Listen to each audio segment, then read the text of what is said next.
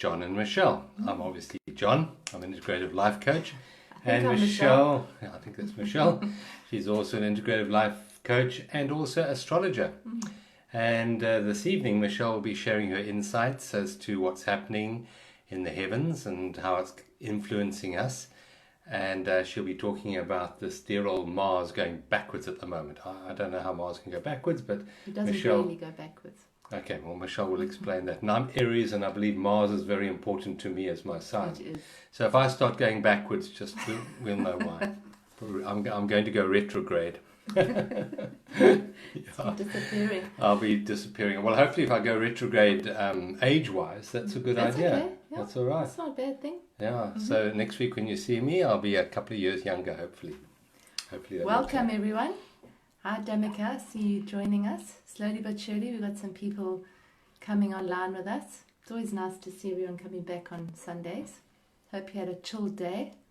It was quite cool here today. Cool and rainy, and then sunny, and then rainy, and then windy, and we had about 16 seasons, I think, today. Yeah, and some beautiful, beautiful rain. I mean, after the droughts that we had here in Cape Town, it's just so beautiful to see the richness of the rain that's falling at the moment. It's really, really beautiful. Nevertheless, our dams, are full, but we still have water restrictions. I don't know how that one works. I don't know either. But we are so blessed with the abundance, and those of you who've seen the wildflowers this year, they're absolutely magnificent. So if you can make a trip to the west coast, it's really, really beautiful. Yeah, like carpets of them, just incredible. Really, really beautiful. So rich. Please let us know where you're from, and if you're joining us for the first time, tell us where you're from and who you are, and give us comments as we go. We love to read them afterwards. We don't read them while we're doing it because it's a bit difficult to see, but afterwards we do. And we do respond. We do respond to everyone. So just give us your comments, your feedback. We love to get that. And if you enjoy this and you find it worthwhile, then share, because I think the bigger the community grows, the more power we have. And I think that's really important at this time, to share the light rather than the fear. Yeah. So we're going to be looking at that. Absolutely. Yeah. So let's start this evening by just bringing ourselves into alignment with reality. And alignment isn't your story. It's not what the media is telling you. It's just this moment. That's real. This moment is the only place that's real in all of creation. So maybe we want to just gently close our eyes and just align with life as it is in this moment. This incredible energy called life, which gets so overlooked in our busyness. But in fact, life is what it's all about. And life is not that story that we tell ourselves. Life is not yesterday or tomorrow. Life is presence. Life is here and now. Life is what's beating your heart right now in this moment. So let's become still and quiet and see if we can connect with the beating of our heart. See if we can actually connect with the aliveness that we have in our veins, in our epidermis, in our ears and eyes. Right now, let's just feel the aliveness. And as we do that, we become much more appreciative of this moment. This moment is an incredible gift. We have to know that the whole universe orchestrated itself so that we could be seated here this evening together, so that we could be in this community. The myriads of events that we can't see, we can't begin to comprehend, that has brought us all here this evening together to share in this community of connection, of love, of shared presence. And it's really important, not only for our own individual lives, but also for the light that we shine into the world and the ripples that go out into many, many other people as we connect with this light, so the light shines more brightly through us. So let's come back into the present moment, down into our bodies, becoming aware of this incredible gift of breath and breathing. So take a deep breath in now, filling your lungs, and then that beautiful long releasing, letting go out breath. Let it go, let it go, let it go. And another beautiful, beautiful in-breath, filling your lungs up, And then that lovely long releasing, relaxing your shoulders and your neck muscles, out breath. Just let it go. And a third, deep breath into your belly button. So you're pushing your tummy out like a big ball, really bringing the air right the way down. And then that beautiful, relaxing, releasing out breath. And as you breathe out now, just feel your face lightening. Feel the worry lines on your forehead dissipating. Feel maybe even a slight smile in your cheeks. And just become aware of the miraculous gift of what it's like to be human right now, tonight. Become aware of the gift of hearing. Hearing is such a wonderful portal into presence. In order to really truly listen, we have to be present. So right now, let us be quiet for a moment and just see what's the furthest, faintest sound we can pick up with our hearing.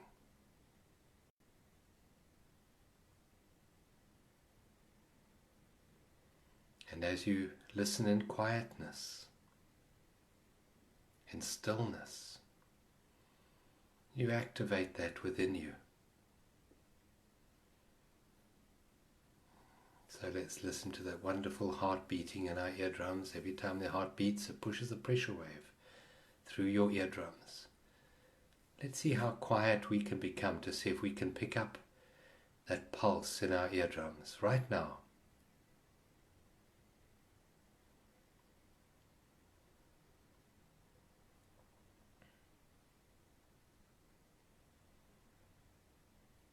And as we sit here in stillness, connecting with life,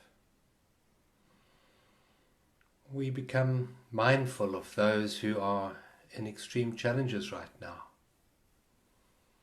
And I'd like you to bring one person to mind who maybe is in a state of ill health, who needs our love this evening. Just bring one person into your awareness. And let's surround that person with life, with love, with presence. And let's do this with a sense of joy. Joy is the highest vibration. It shifts all the darkness. Let's project joy into their bodies. Let's flood their auric field with joy.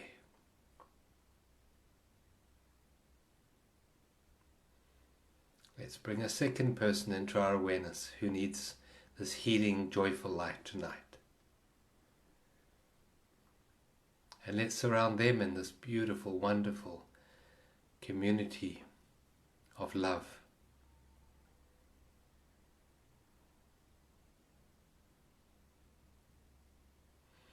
And let's bring a third person into our awareness.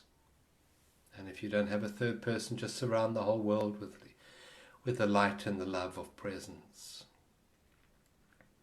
Picture 10,000, 100,000 angels around the planet at this time, directing their love, channeling their peace into the planet, into all those who need healing.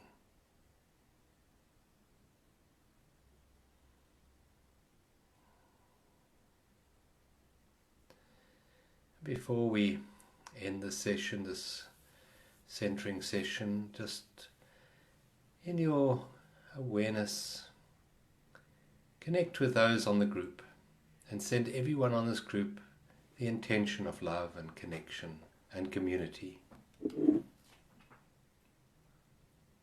I give thanks to all of you who join us in these satsangs. There is great power in community. Now take a deep breath in, blowing your tummy up like a big ball. And that long, peaceful, letting go out breath.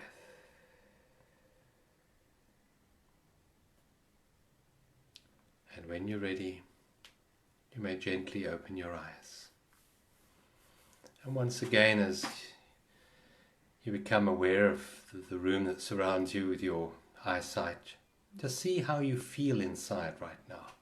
How do you feel? Let us know how you feel. So much better.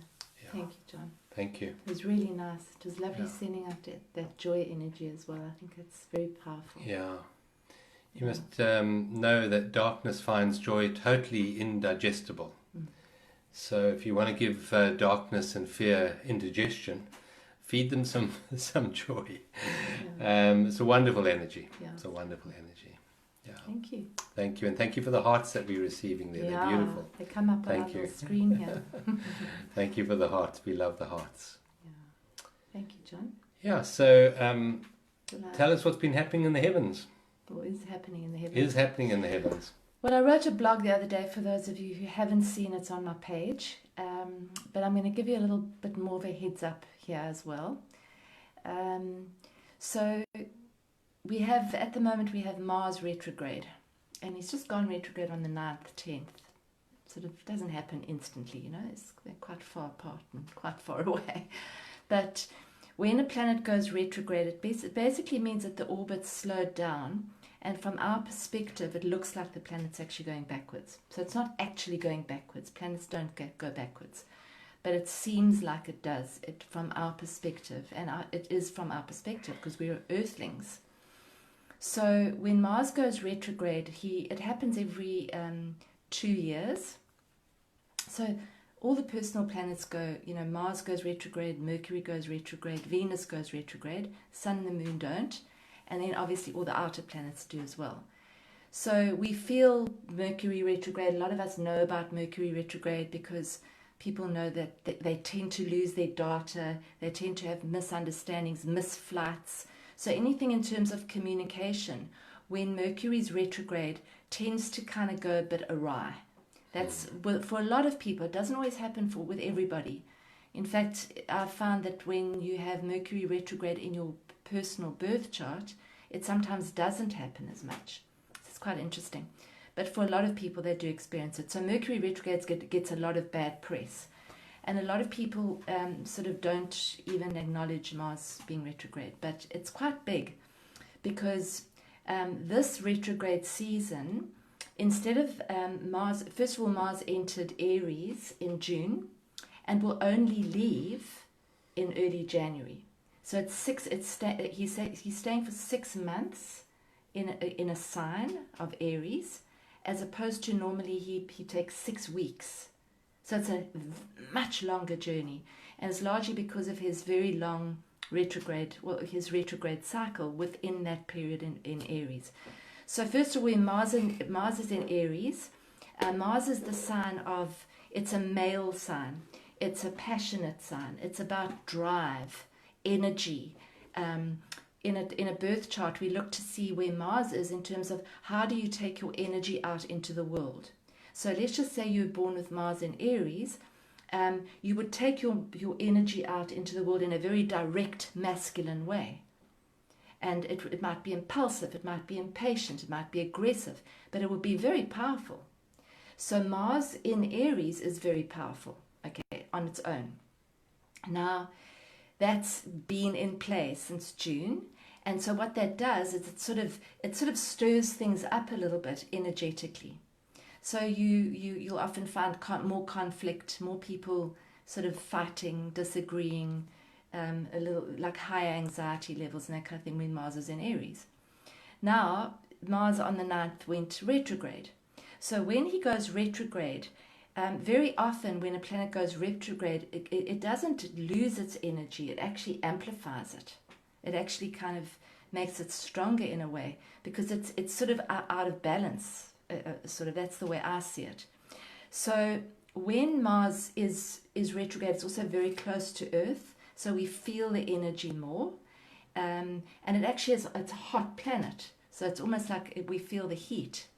So in my blog I wrote about fire, because Mars is fire. It's a fiery planet. It's red. It's the red planet, and it's in Aries, which is fire, and it's cardinal fire. Cardinal fire is very activated fire. So when you see cardinal fire, it's like that striking of a match. It's that very powerful fire. So when it goes retrograde, it's basically almost like the energy. You'll find maybe more aggression, more anger, more conflict, more fighting.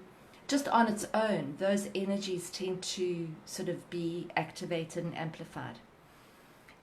When a planet goes retrograde like Mars, it's time to reassess how we take our power and our energy out into the world. So it's reassessing. Whenever a planet goes retrograde, we're reassessing, re-looking, reviewing. So it's reviewing, re-looking at power. John and I were having a chat the other day, and he said maybe it's re-looking at how we at war, it would be that. It's revisiting how we handle pressure, how we cope with anxiety, how we cope with heat. It's reassessing our courage, where we find our power from, how we express that power. Are we forcing, or are we connected with a good power, in the sense that are we helping people in a powerful way? Now, the interesting thing about this particular retrograde is that it's basically Mars entered Aries in June, as I said. Then it goes 1 degree, 2 degrees, 3 degrees, and it starts to climb up along the degrees. And just a little while back, it formed a square, which means that it's 90 degrees away from Pluto, Saturn, and Jupiter, which I've been talking about the whole year. And those three are in Capricorn, and I've been talking about it, and that's really the destruction of the old, the old order that's busy dying, the old way that wasn't sustainable that's busy dying, that we're all experiencing. And it's got to do with corporations, with governments, with systems, with structure, with kind of institutions. Now, when you have Mars here and those three there, and they're squaring each other, it's kind of almost the energy of me, an individual, against the system. You know, my individual freedom, Mars, because Mars is a personal planet, against what's being imposed on me by society, by the institutions, by the governments. And that's what we're seeing it happen all over the planet. We're seeing protests, we're seeing rioting, we're seeing some peaceful protests, and we're seeing some not so peaceful protests. But a lot of people are now saying they've had enough of the old way of doing things. So things like gender violence is coming up, obviously. Things like anti-government is coming up, anti-structure. My human rights are being taken away. I don't like it. Anti-clicks. Anti-clicks. Yeah. So those kinds of things are coming up. So really, this is going to be happening over the next few months. So it's a little bit, I see it almost like it's a fiery energy. It's a bit like a pressure cooker. It's like we've been in this cooker for a while, and the pressure's getting hotter.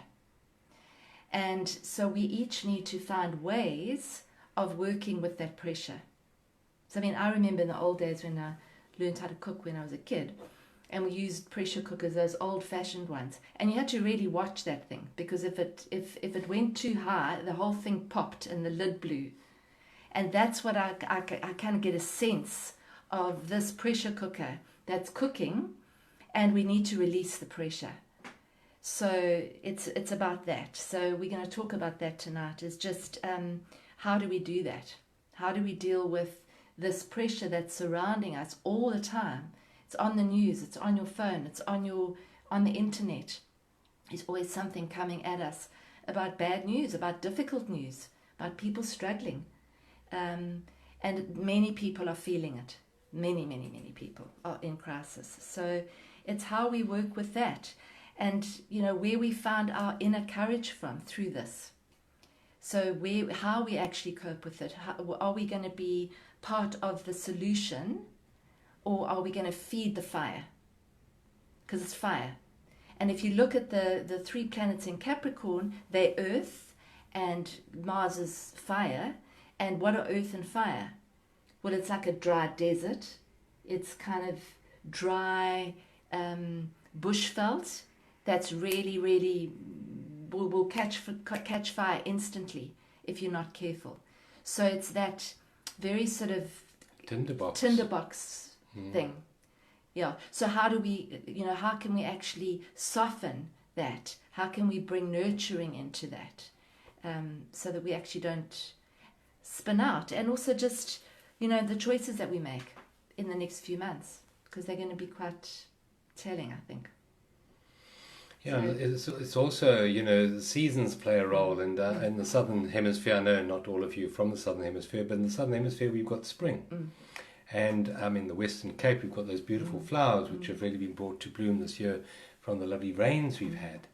But it's a time of feeding and nurturing and nourishing that which you want to grow. that's right. So if we want to feed the fire, the anger, the resistance, well, I think we're going to light that tinderbox. Yeah. But we have a choice right now, and Michelle said we have a choice, and the choice is really between what we want in the world, which is love, connection, peace, joy, or fear. And obviously the forces that have perpetuated this on mankind, they use fear to manipulate and control. It's the oldest trick in the book. If you induce fear into someone, you can control them.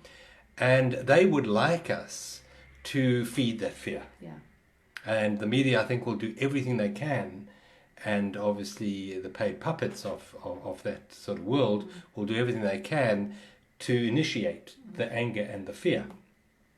But we have a choice right now, and if you just think of this spring, feeding what you want, feed the love and the flowers and the connection and the joy and the peace.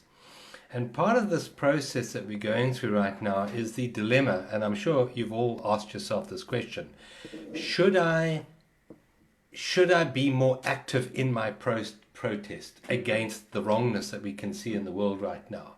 Should I take to the streets? We see certain factions, I mentioned cliques earlier, that take violence into a situation. Surely we should do that for good. And what Michelle has just said, no, that's not a good idea right now. We have a choice to make between love and fear. And I would suggest that violent protest is buying into the fear aspect. Love operates very, very differently. Love does nothing, but achieves everything of value. Yeah. And don't ask your egoic mind, because your egoic mind, under the influence of Aries, under influence of Mars, will want to go out and cause mayhem in the world. Sword and chop people's heads off. Correct, and I'm Aries, I know all about that. The suggestion here is to step back from that and rather bring the coolness of contemplation, of consideration, the coolness of presence, the coolness of purpose, conscious purpose, into all that we do. So as to bring those little pauses. So we get given some information, pause, go into that stillness, don't react. And then when you do react, say, which world do I want to feed with my action? Do I want to feed the world of separation? Or do I want to feed the world of connection, of love? That's a choice that we're getting to make right now. And whatever we feed right now, I believe is going to grow. I really do.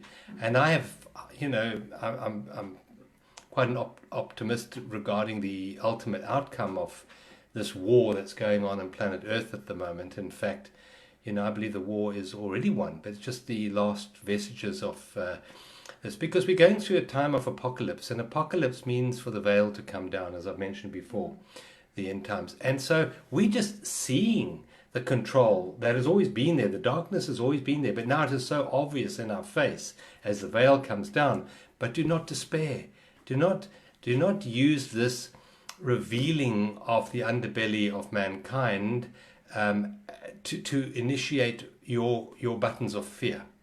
Rather use this in the awareness of what you don't want. You don't want to participate in that world, but then feed the world that you do want. Rather let 80-90% of your energy every single day go towards feeding the solution, not focused on the actual problem itself or on the darkness.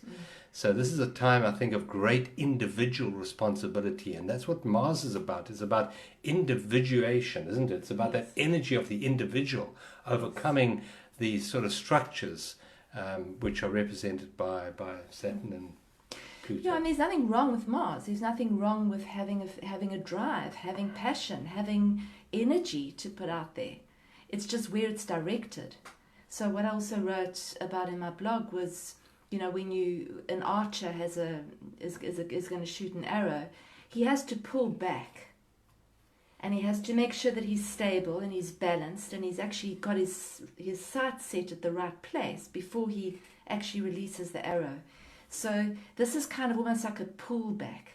It's pull back our energy, and I think that when the tendency is to just spark something or someone, or fight back, or be aggressive, and we might all feel that, it's a natural thing to feel irritated and anxious when this kind of energy is happening, is just to, as John said, is to pause, breathe, that whole breathing thing, really. Before you react, before you respond, just breathe and breathe into it before you actually do what you think that you need to do. I got sent a beautiful little video today with this little boy, and he's talking to camera, and he says, he wants to talk about, I think he said about practicing. And he says, if you practice, whatever you practice gets better. And he said, so if you practice anger over and over again, you're going to get very good at being angry. He was only probably like, I don't know if you watched it. He's probably like 7 or 8. I must show it to you. And I must actually post it. It's beautiful. And he said, and if you practice complaining, then you're going to get very good at complaining. You're going to become very, very good at it. He was so sweet. But it really gelled, So what are we practicing? And then he said, of course, he says, and if you practice peace and love, then you're going to get very good at that. That's a lovely story. So this is part of this is what we can practice. Yeah. This is like a real testing. It's like we're in the pressure cooker. Yeah. So it gives us a huge opportunity to practice patience and love and peace. Yeah. And to pull back. It's not to not say anything. It's not to not do anything. If you feel like you can do something or you should do something, then do it. I think there's a place at the moment for people saying what they feel. I think there's a place for it. I think it's important that people have a voice for what they believe to be true, but it doesn't have to be done in an aggressive, fighting way, or a way that it's my way or the highway. This is just my perspective, and I think we need different perspectives desperately. We need to hear the different people's opinions. I like that. I like the idea of the stepping back as the archer pulls back his bow, and I think that's really the primary work we've got to do over the next couple of months, is to step back. So, obviously the ego wants to take action, but let the action be the pausing. Let that be your action. So you're stepping back and you're coming back into consciousness. Instead of reacting from the reptilian part of the brain, you are stepping back into that pause when you can activate your prefrontal lobe of your brain and make far more intelligent decisions based on that. But it's also to know that there is immense power within each of us. And it's not the power of force. That's not the power that we have. It's the power of love. And love operates beyond the field of things. And yet it orchestrates things.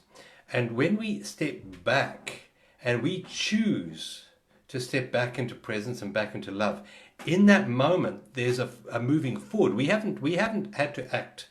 But in that stepping back, we also initiate the vibration, the active vibration of presence, the active vibration of love. And that is called grace.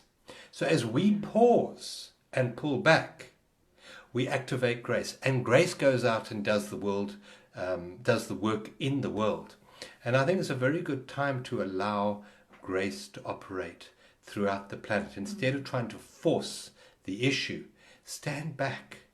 Become quiet, become still, and in that stillness you open the portal for grace to flow into the world. And there is immense energy. I really, as I said earlier, I'm so optimistic about the ultimate outcome because I know that love conquers darkness always. So don't participate. I would suggest that we don't give energy to the darkness, to the fear, to the anger. And it's very easy. I mean, it's very, to have justified rage at the moment, It's very easy to do that, but that's not the answer. Not the answer at all. And I think that analogy of the archer pulling back the arrow, if we can just pull back and go into that place of peace, because whatever action we take is always sponsored by a certain level of consciousness. And the action will amplify that consciousness. So if we take action, as that little boy said, and we focus on that anger or whatever, that's going to become, the future world that we inhabit. But if we sponsor the immense power we have within us, with love, with peace, with joy, that goes out into the world and transforms the world in miraculous ways. I really do believe in miracles. I really do. The power of miracles is amazing at transforming life. And, I have led my life taking the action in a forceful way, and it didn't bring me much joy. No. And I've learned to do it the other way now. Now you hand over, you surrender, you allow, knowing that the best outcome is going to happen. And that knowingness within us creates that outcome. So if you know absolutely beyond a shadow of a doubt that we're moving into a beautiful new world, a new world is being birthed, and it's a beautiful place, a place of compassion and caring and sharing, know that, and it will be so. And there was another clip we watched of Laurie Ladd. I put that into my newsletter I sent out this evening. Those of you on my mailing list would have got it. And she talks about the two parallel universes, really. And the one universe is the universe of force and the universe of anger and violence. And that's one plane of experience. But there's another plane. And we get to choose whether we want that dark plane to be in our awareness or the plane of connection and love. And they're both there. And you can choose in this moment. In any moment. In any moment. And your point of power is always in the present moment. Yeah. Your point of power is in the present moment. And if you can remember that as the pressures increase in your day-to-day living, remember that your point of power is in the present. And how do you connect with the present? Through the power of the pause. The pause is your portal into presence. You can use the breath to pause. That's a very good method of pausing, isn't it? To breathe, take one conscious breath. That lovely in-breath filling your body and that slow, relaxing out-breath. That's the pause. That brings you back into alignment with the power of presence. Yeah, just a couple. And if you make the out-breath longer than the in-breath, that immediately relaxes you. So if you can remember to do that, just breathe out longer than the in-breath. And all of us can do that at any moment before we react. So just you breathe out first and then you breathe in. And then you automatically, your parasympathetic nervous system kicks in. The other thing you can do is the five senses, which is, I like to do that as well, which is just connecting with the five senses. Like John got us to connect to what we could hear. And you could do that with the five senses. It instantly brings you back into your body, into this moment. And then you can react, then you can respond rather than react. And your steering wheel exercise, I think it's exceptional. Yeah, so I think you must just... well, the steering wheel exercise is very simple. So the old world, the world of 4 dimensions, which is 3 of space and 1 of time, which for most people is the real world. It's not the real world, it's actually a matrix. But that world operates on a linear horizontal plane, and you can think of that. And most of us have made the horizontal plane more important. And the horizontal plane consists of the past behind us and the future in front of us. And most people live in those 2 places. So every thought we think, 60,000 a day apparently, each thought is invested either here or here. It's rather like shooting millions of arrows, and they're either in the past or the future. And there's another way of living your life, and that's beyond the 4 dimensions. And I remember I spoke a lot about this 10, 12, 13 years ago when I was doing the Mayan calendar talks. And the Mayans spoke about the 5th world being born. The Hopi Indians said the 5th sun is being born. And that is coming into another level beyond the 4 dimensions. And that can be thought of as the vertical plane. So you have the horizontal plane of time and space. And then you have the depth of life intersecting with that. Now this operates very, very differently to the horizontal plane. This is the plane of miracles. This is the plane of non-doing. But that's where ultimate achievement comes from. So there is a video up on my YouTube clip, and it's on the matrix, the steering wheel exercise to do with the matrix. And it's very simple. Every time you find yourself under pressure, just know this, that you're not in the present. You're not in the vertical plane. If you're feeling and experiencing pressure, it's because you have taken your mind and placed it away from presence into time. Time future or time past. But at the moment, pressure probably is coming from time future. And the distance between where you are actually, where your body is, where you're breathing, where your heart is beating, and where your mind has gone, that is the pressure that you're feeling, the stress that you're feeling. Stress is the distance between where you actually are and where your mind has gone. And so all it does, as Michelle said, is one conscious breath. You come back into presence. You become focused on the senses. What does it feel like to have hands and to touch in this moment?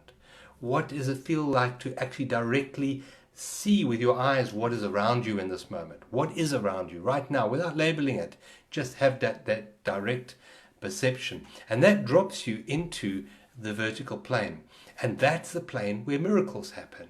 You find without having to force anything, situations resolve themselves. And you can try this in a very practical way with relationships. So if you have a conflict in a relationship, if you're operating on the horizontal plane, you will be drawing on the past and all the information on the past, remember 10 years ago or whatever, and where we're going in the future, and that the conversation or the argument will be about that. In that moment, let me practice what John and Michelle are teaching here. Let me try dropping into the present moment. Let me step back into presence, into stillness, into quietness, into pause mode. And as you step back into that, try it, and you will find miracles happening. That argument just runs out of fire because you've put the stillness of peace into that. And you will find situations resolving themselves. Try it in small little ways, and then you can start to apply it to bigger and bigger situations. And it works beautifully, miraculously it works. It can be, quite weird sometimes where situations miraculously change around you. What's going on here? It is the world of miracles, and that's the world that we can choose to live in, the world of miracles. We don't have to live in the world of force and control and manipulation anymore. We can step out of that, and we have the power to do that. And I think this is being initiated by this by Mars being retrograde at the moment. So, as much as, everything's two-sided. Mm-hmm. So at the moment we have this tremendous darkness, we have the US elections coming up, and we have all the story about the pandemic and all of that going on. But equal, on the other side, we have tremendous light, tremendous connection. And we can connect to this fifth dimension now easier than ever before. And the fifth dimension is beyond time. There is no time there. It's very, very different to the old world, controlled and manipulated by time.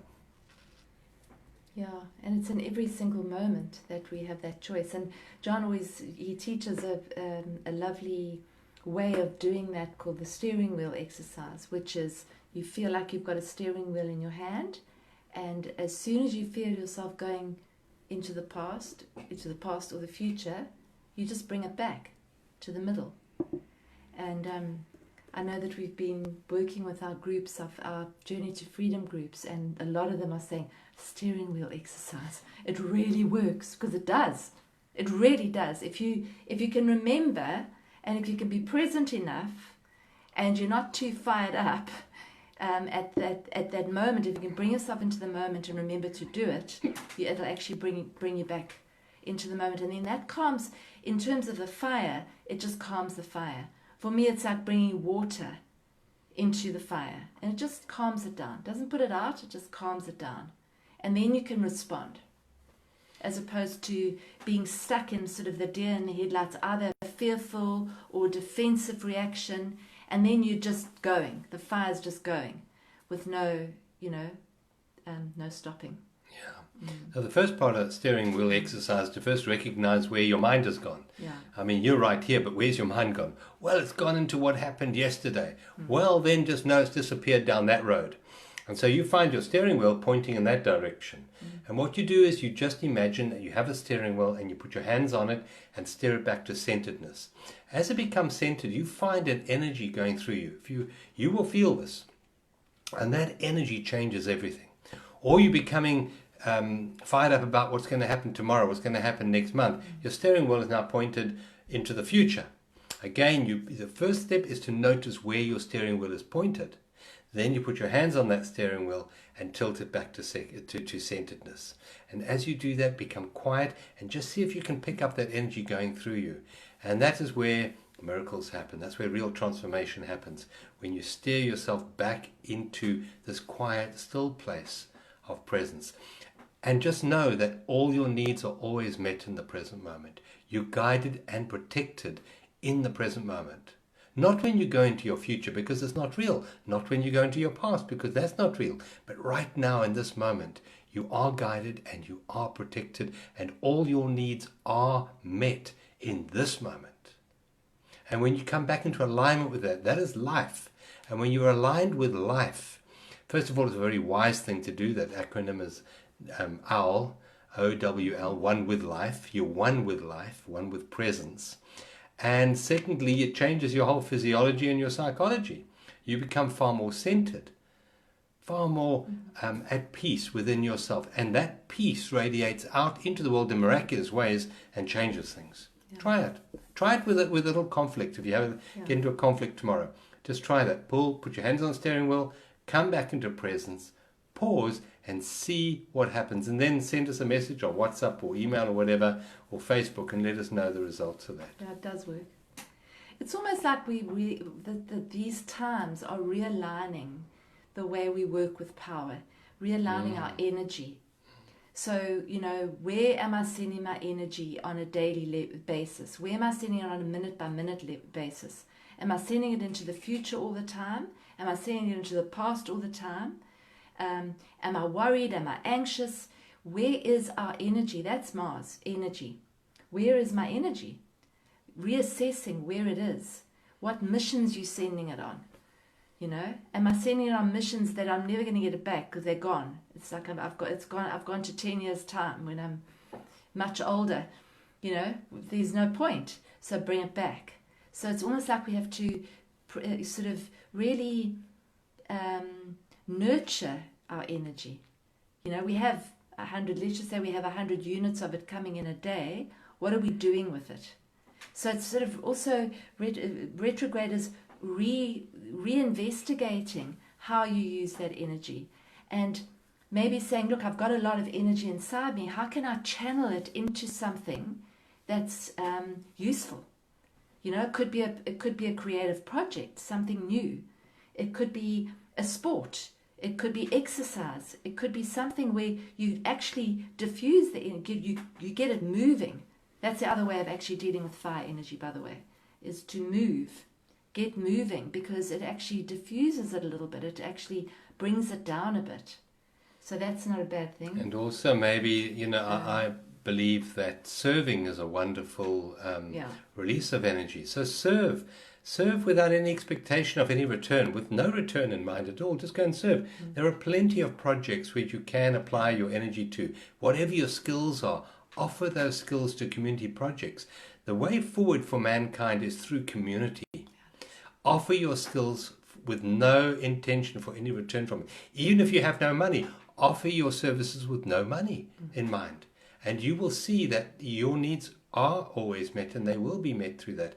And that's a wonderful outlet for any energy. It doesn't have to go into resistance and anger. It can go into serving the greater community in little ways or big ways, whatever you can. That's a good outlet for excessive energy, if you have excessive energy at this time. Yeah, and I think it's also just to know that we have a choice of what we put out there, what we share with others. Are we adding to the fuel? Are we adding fuel to the fire? Or is it helping? Or isn't it? And also that we don't have to jump into the fire with someone. So you can't help someone if you jump into the fire with them. So you don't have to join the drama. You don't have to actually be part of the drama and let it take over, because that's kind of jumping into the fire. You don't have to do that. It's much better to actually stand away from it. And as John says, pause, pull back and say, right, let me see from a distance how I can actually get involved here, or should I not get involved? Should I post this thing on Facebook or not? What am I hoping to achieve by that? So thinking about the recipient of it, what are they going to feel when they get that post? Is it going to uplift them? Is it going to make them feel better? Or is it going to make them feel like they just want to climb under the duvet cover for the rest of the year? So I think we've got a choice, and we've got a responsibility, I think, those of us that are somehow conscious, to actually not be part of the problem. So I see this year as a huge watershed.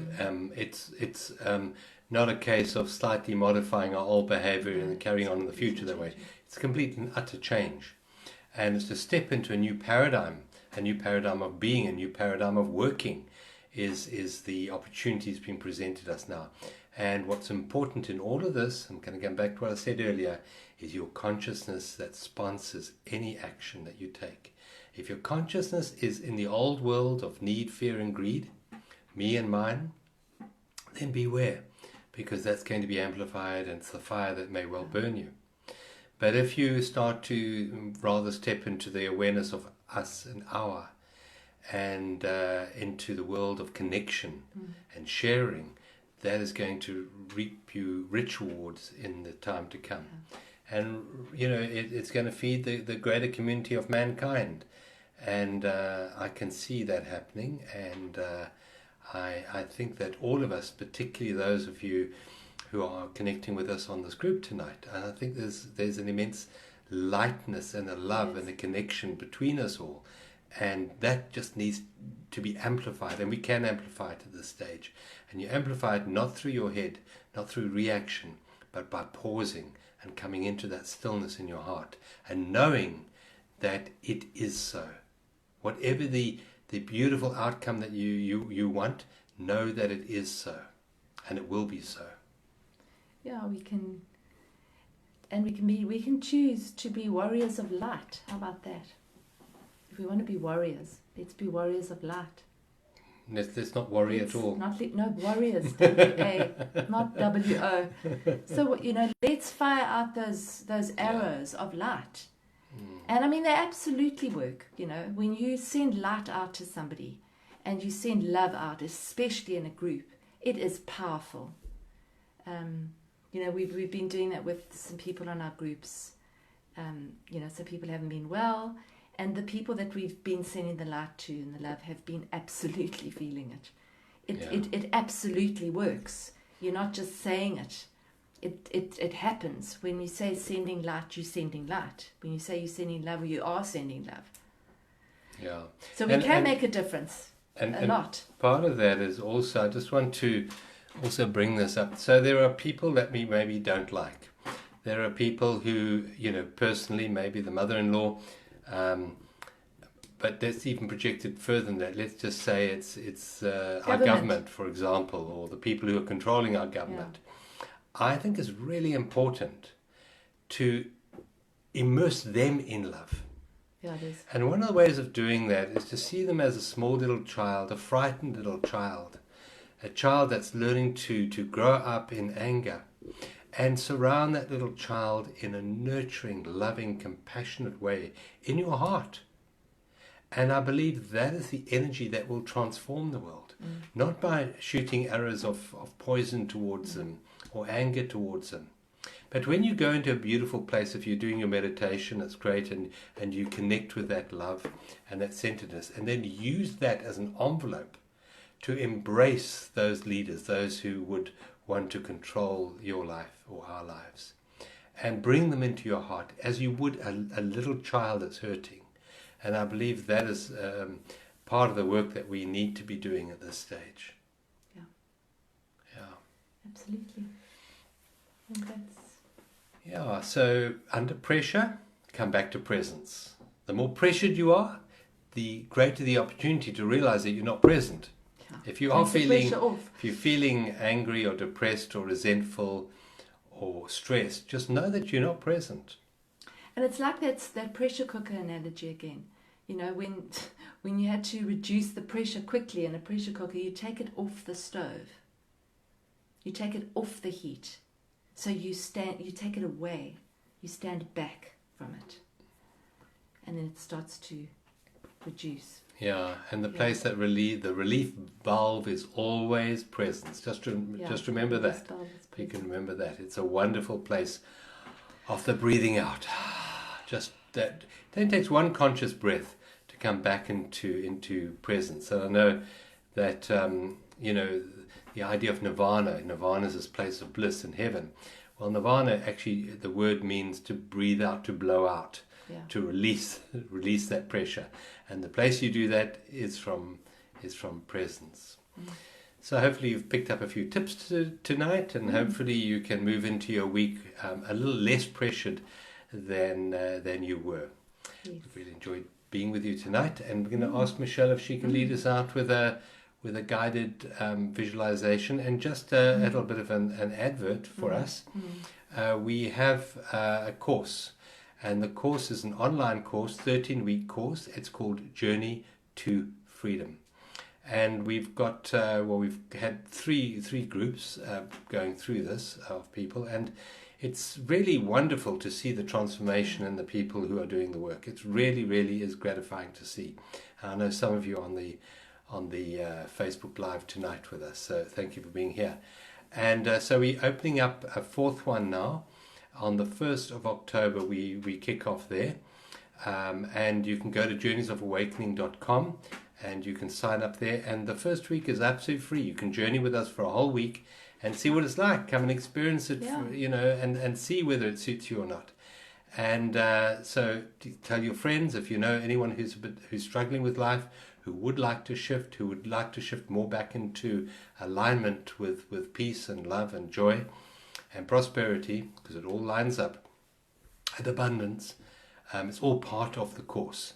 So 1st of October, it's a Monday, we kick off with our first Zoom meeting there. Now we have a Zoom meeting every week. Yeah, we connect with a Zoom, and then we have a lot of lovely things to do along the 13-week journey. Yeah, lots of different exercises and meditations and journal exercises and sharing, and it's very rich. Yeah, it's a very rich course. Yeah, it will change your life. That I can guarantee you. The person who comes into the first week is not the person who leaves at the end of the 13 weeks. And it's a gentle course, not a hectic course. I mean, it's not all easy, but it is a gentle course, and we do guide you through the process. Yeah. And we build up a wonderful community among the people who are on the course, and friends. We're getting more friends, beautiful people. So go along to journeysofawakening.com. It's all on the home page there. You can get all the information. You can have a look at the 13 weeks and the themes. Each week has a theme, and you can see whether those themes resonate with you, whether you'd like to learn more about that and clear those blockages within you. So that's really great. So do join us there. And there's also a WhatsApp group you can join from there. Thank you. So let's ask Michelle. I'm going to lead you out. And before you go tonight, after the meditation, just stick around, because we're going to draw an affirmation card, which can be your guide for the coming week. So just stick around there. Okay. All right. So let's just lead ourselves out with a little guided meditation. So let's just take one of those beautiful deep breaths in and a releasing breath out. And a big, long, slow breath in. All the way up to the top of your chest. And then a long, slow breath out.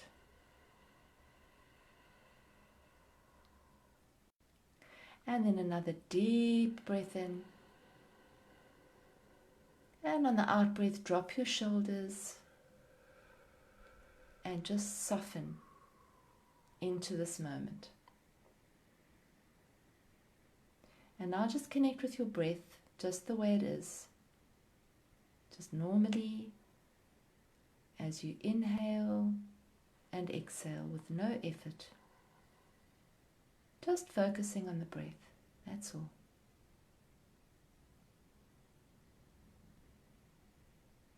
Connecting with the silence, all the sounds that you can hear in the room, and your breath.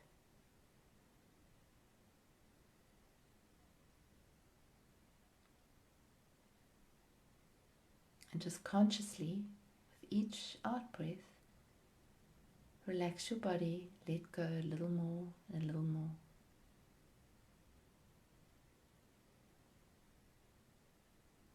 Finding that beautiful central point, that precious point of presence.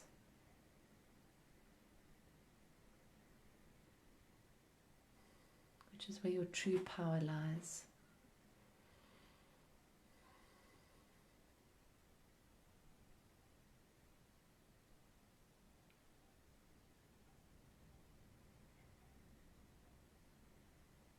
Just breathing, being present, right here, right now.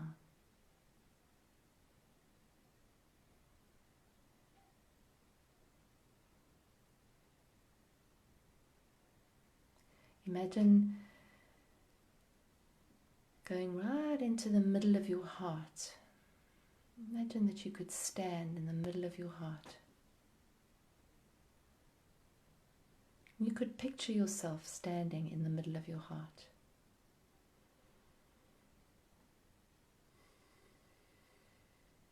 And you could picture yourself with a bow and an arrow,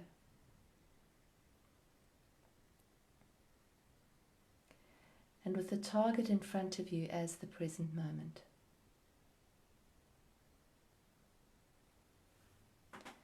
And imagine pulling that arrow back and breathing as you pull it back. Imagine, just feel the energy of it if you can.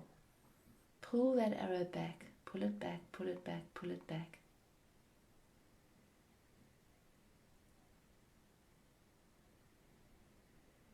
That's the point. That's that very, very quiet place inside you. And now imagine from that place releasing the arrow.